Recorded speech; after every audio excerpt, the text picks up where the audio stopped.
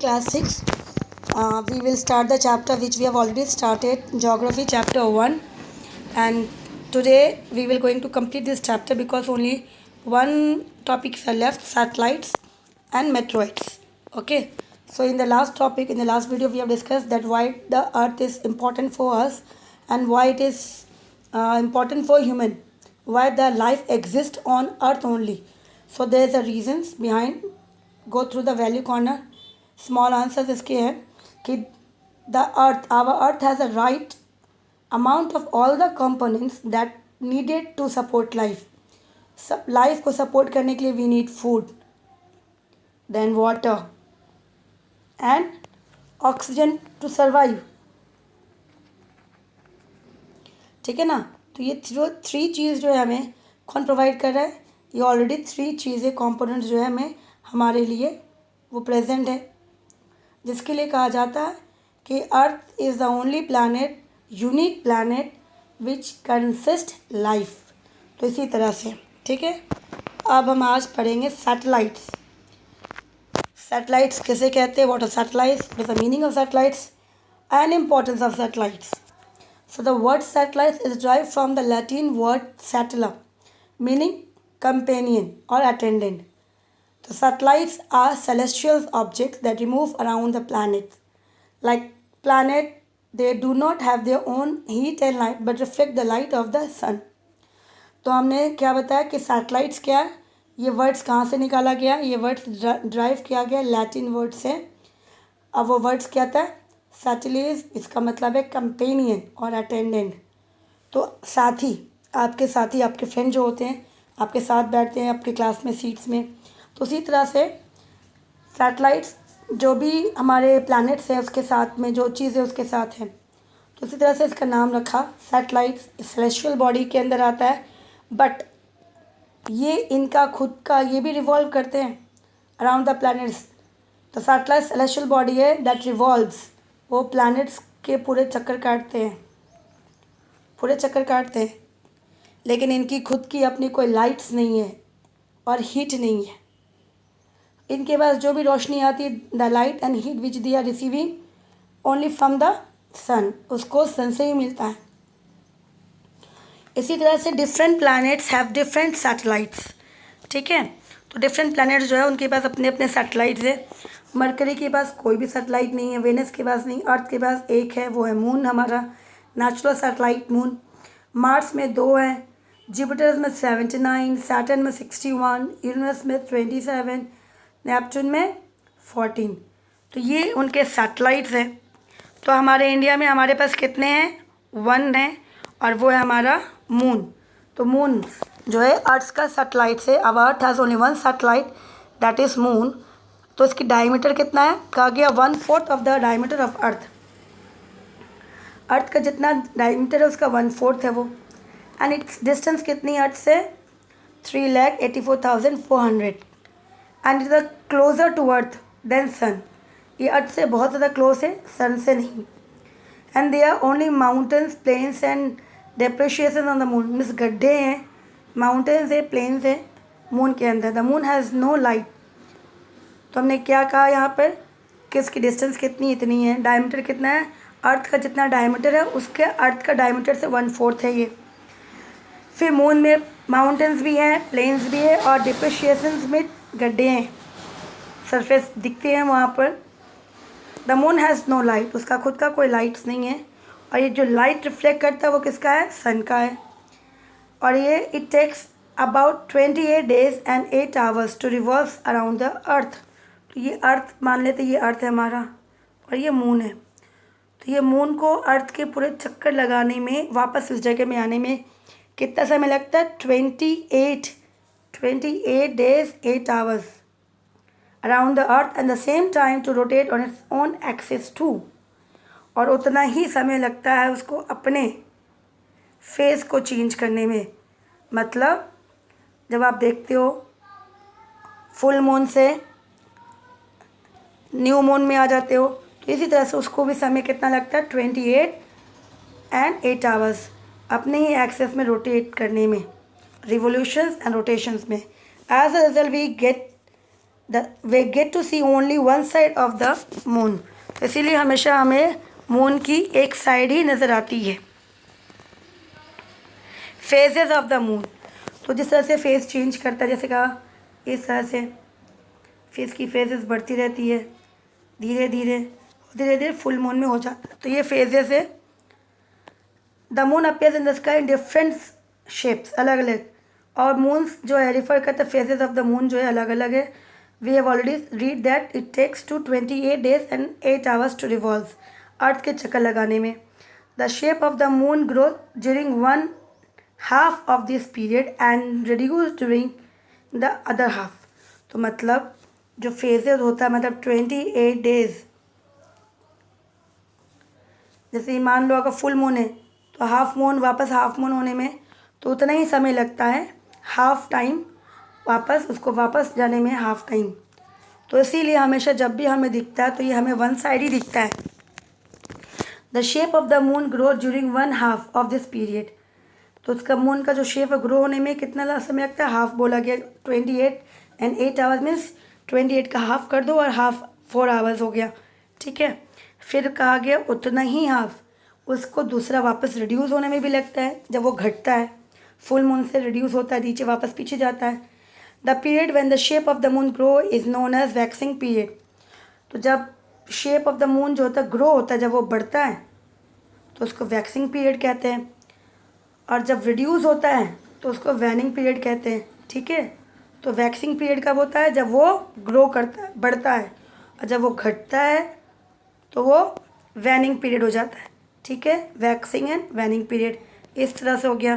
When the side of the moon facing earth does not receive sunlight we can not see the moon, this is called as the new moon. तो देखो ये वाला face आपको दिख रहा है इस तरह से, पहला दूसरा तीसरा, ये कैसे कैसे घटते गया घटते गया गिरते गया, लास्ट में ये dark face, that is new moon. इसके बाद अब क्या आएगा, न्यू मून आ जाएंगे। तो इसी तरह से this is called the new moon. Next page में चलते हैं।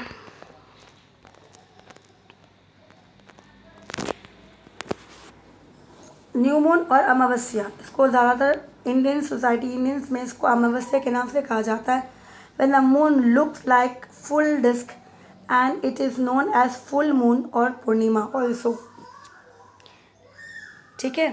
अब जब पूरा एकदम, एक तो जब वो ब्लैक हो जाता है वो अलग हो गया, और जब वो फुल मून पूरा दिखता है तो उसको क्या बोलते हैं, पूर्णिमा बोलते हैं, ठीक है।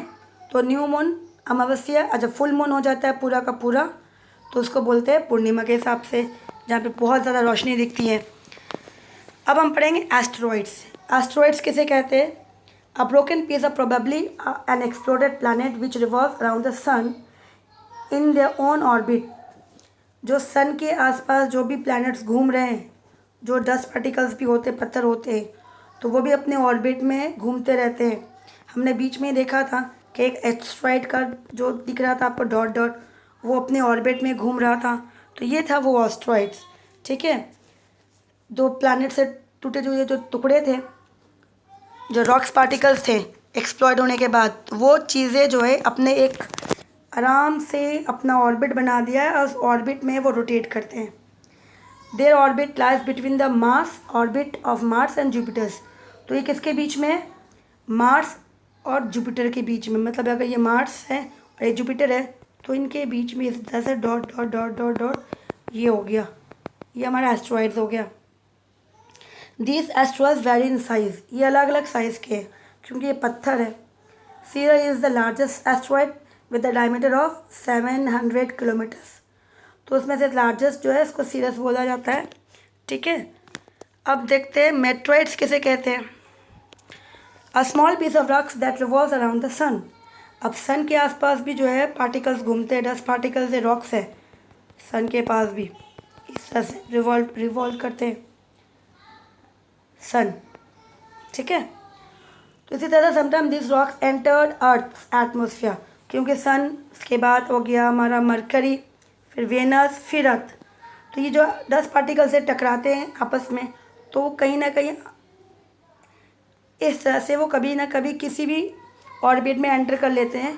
और जैसे ये अर्थ आ गया तो अर्थ के एटमॉस्फेयर में एंटर हो गया, क्योंकि अर्थ का एटमॉस्फेयर अर्थ के ऊपर ही है, तो ये एंटर होने के बाद और जब वो होते हैं तो बहुत ग्रेट स्पीड में आते हैं, तो उसके साथ फ्रिक्शन होता है, मतलब दो पत्थरों को घिसने से आग जैसे होती है, तो उससे ये एक एटमॉस्फेयर ऑलरेडी कहीं से आए थे और अर्थ का एटमॉस्फेयर अलग है, उनकी गैसेस अलग है, तो इसी तरह से फ्रिक्शन हो जाता है और उसके कारण वो जलने लगता है। और अर्थ के सरफेस में जैसे गिरता है तो उसको हम लोग क्या बोलते हैं उसे, शूटिंग स्टार, टूटता तारा के नाम से जानते हैं उसको, लोकली लोग बोलते हैं। लेकिन ये एक्चुअली क्या है, एक पत्थर है जो फ्रिक्शन के कारण वो आग लग जाती है और वो ज़ोर से गिरते हैं, इसी तरह से इसको टूटता तारा के नाम से कहा जाता है। However, when a meteorite reaches Earth without being completely burned, जब वो पूरा बर्न नहीं होता है, पूरा थोड़ा बहुत बर्न होता है, it creates a large hollow in the ground, तो अगर वो गिरता है नीचे, अगर पूरा बर्न हो जाता तो वो क्या हो जाता, डस्ट हो जाता, राख बन जाता। लेकिन अगर वो नहीं जलता पूरा और उसके बाद वो अर्थ को टच करता है, अर्थ के लैंड को टच करता है, तो ज़मीन में अगर वो गिरता है तो अच्छा खासा उसके अंदर एक हॉलो बन जाता है, गड्ढा बन जाता है, जिसे क्रेटर के नाम से कहा जाता है, क्रेटर। ठीक है, the chunk that fall on the surface of earth are known as meteoroids. तो उसी तरह से जो गिरते हैं पत्थर उस तरह से, उसे कहा जाता है मेटेरॉइड्स। ठीक है, comets are masses of ice, dust and gases. तो ये क्या है, किससे बना हुआ है, ये पत्थर से नहीं बना हुआ, ये आइस है, इसके अंदर डस्ट है और गैस है। ये भी सन के चारों चक्कर लगाते हैं, सन के ये भी चक्कर इधर इस तरह से रिवॉल्व करते हैं, मेट्रॉइड जैसा करते हैं वैसे ये भी करते हैं। When a comet come closer to the sun it gets heated. जब ये सन के बहुत क्लोज आ जाते हैं तो इनको, एक तो ऑलरेडी इसके अंदर गैस है, फिर सन के पास आते हैं तो उनके अंदर हीट बहुत ज़्यादा हो जाती है और उस तरह से वो बर्न होने लगते हैं। It get heated up and turn into gases, तो वो गर्म हो जाते हैं तो उसमें टर्न हो जाते हैं, गैस में चले जाते हैं। And it appear like a bright star, और इस तरह से वो बहुत बड़ा रोशनी देने लगता है और लगता है कि बहुत उसके पीछे जो है इस तरह से अगर है तो उसकी रोशनी बहुत दूर तक जाती है, तो उस तरह से लगता है ये टेल। तो ये जो गैसेस है और जो हीट के कारण उसकी लाइट जो है दूर तक चली जाती है, तो उसको एक टेल अपीयर हो जाता है। दिस टेल्स में extends to over millions of kilometre, और कितने लंबे तक जा सकता है, मिलियंस ऑफ किलोमीटर तक, कितना लंबा होता है ये। तो इसी तरह से कहा गया Halley comets is the most famous comet, क्योंकि ये सबसे बड़ा लगभग, और ये अपेयर कब तक होता है, it appear after every 76 years, क्योंकि जब भी ये सन के करीब जाता है तो हिट हो जाता है, तो फिर हीटिंग होती है तो उसकी लाइट होती है, तो रोशनी जिस तरह से आगे तक जाती है तो बहुत लंबा उसका टेल बन जाता है। तो it will next be seen, तो फिर इसी तरह से ये हमें दिखता है, अपने स्काई से दिख जाता है। ये सब जगह मुश्किल है जहाँ जहाँ ये अपेयर हो सकता है, जिस एरिया से जिस सरफेस मतलब हमारे एटमॉस्फेयर में अर्थ में एंटर करता है, तो इस तरह से जिस सरफेस में जाता है तो उस एरिया में नॉर्थ साउथ ईस्ट वेस्ट इसके हिसाब से। तो अब जो है मैं नेक्स्ट मेटेरॉइड जो है हेली कॉमेट्स जो दिखेगा हमें, जो जिसको कहा गया ओवर मिलियंस ऑफ किलोमीटर्स उसकी टेल्स होती है, वो कब दिखेगी, 2061। तो ये बहुत समय है, शायद आप देख सकोगे। ठीक है, तो ये ध्यान रखना है। अब जो है हमारा जो चैप्टर्स है ये लगभग कंप्लीट हो गया है। हम लोग नेक्स्ट वीडियो में क्वेश्चन आंसर्स अपलोड कर देंगे, उससे पहले आप चैप्टर्स को वापस अपने आप खुद रीड करेंगे इसको, और वीडियो देखेंगे दोनों मिला के, ताकि आपको समझ में आ जाए। नेक्स्ट वीडियो में मिलते हैं, फिर नेक्स्ट वीडियो में हम लोग क्वेश्चन आंसर्स करेंगे। Till then take care, bye.